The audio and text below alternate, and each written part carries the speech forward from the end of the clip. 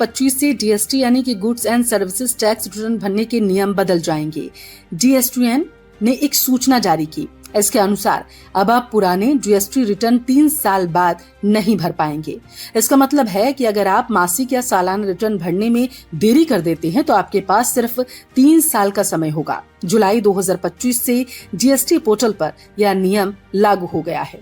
हालांकि इस नियम पर जानकारों ने चिंता जताई। दरअसल यह बदलाव फाइनेंस एक्ट 2023 के तहत किया गया। इसका मकसद है कि लोग समय पर रिटर्न भरें और पुराने बकाया को खत्म किया जा सके। यह नियम कई तरह के रिटर्न पर लागू होगा। इसमें GSTR1, GSTR3B, GSTR4, GSTR5, GSTR5A, GSTR6, GSTR7, GSTR8 और GSTR9 शामिल हैं। इन रिटर्न में बिक्री की जानकारी, टैक्स भुगतान, सालाना जानकारी शामिल है। जीएसटीएन की सूचना में कहा गया है कि रिटर्न भरने की समय सीमा 3 साल बाद खत्म हो जाएगी। यह नियम जीएसटी पोर्टल पर जुलाई 2025 से लागू होगा।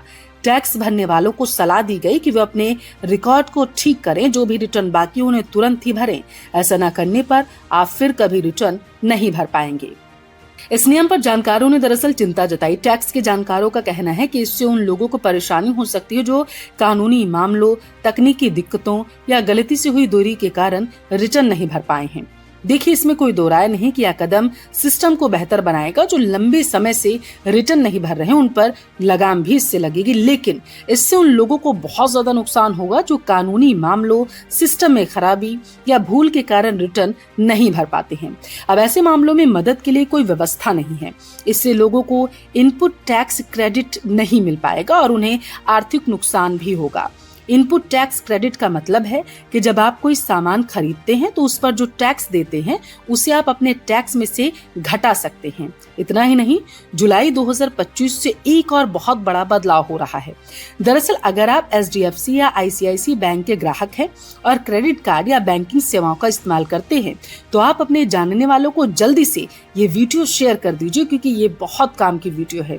क्या बदलाव हो रहा है बैंकिंग सेक्टर में, ये मैं आपको बताऊंगी, लेकिन उससे पहले आपने अगर अभी तक हमारे YouTube चैनल बेबाक पल्लवी को सब्सक्राइब नहीं किया है तो जल्दी से सब्सक्राइब कर लीजिए और हाँ, बेल आइकन जरूर दबा दीजिएगा, वरना हमारी नई वीडियो आपसे मिस हो सकती है।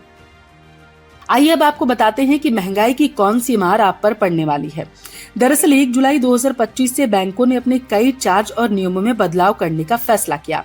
इसमें खासकर credit card use, wallet recharge, ATM transaction और बैंक सर्विस चार्ज शामिल है। जैसे अगर आप एचडीएफसी क्रेडिट कार्ड से Dream11, MPL, रमी कल्चर जैसे गेमिंग एप्स पर महीने भर में 10,000 रुपए से ज्यादा खर्च करते हैं तो अब आपको 1% का अतिरिक्त चार्ज देना होगा। यह चार्ज महीने में 4,999 रुपए तक ही सीमित रहेगा। साथ ही इन ट्रांजैक्शंस पर कोई रिवॉर्ड आपको नहीं मिलेगा।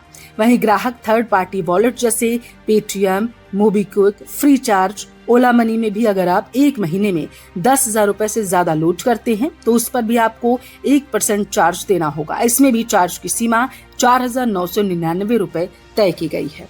और अगर आप अपने एचडीएफसी क्रेडिट कार्ड से एक महीने में 50,000 रुपए से ज्यादा यूटिलिटी बिल यानी कि बिजली, पानी, गैस वगैरह का पेमेंट करते हैं तो अब आपको 1% का अतिरिक्त शुल्क देना होगा।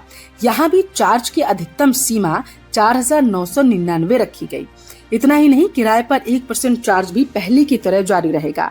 वहीं फ्यूल के लिए 15,000 रुपए से ज्यादा का लेन देन पर 1% चार्ज लगेगा। लेकिन अगर आप किसी स्कूल या कॉलेज की ऑफिशियल वेबसाइट या कार्ड मशीन से फीस भरते हैं तो कोई शुल्क आपको नहीं देना होगा। इन सभी कैटेगरी में भी अधिकतम चार्ज की सीमा 4,999 रुपए प्रति ट्रांजैक्शन तय की गई। ठीक ऐसा ही आईसीआईसी बैंक ने भी किया। बैंकिंग सर्विसेज पर नया चार्ज लागू करने का ऐलान किया गया।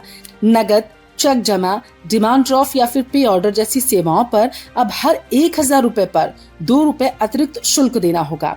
इस चार्ज की न्यूनतम सीमा 50 रुपए और अधिकतम सीमा 15,000 रुपए होगी। पहले बैंक 10,000 रुपए तक की राशि पर मात्र 50 रुपए लेता था। उसके ऊपर 1,000 रुपए पर 5 रुपए चार्ज लेता था।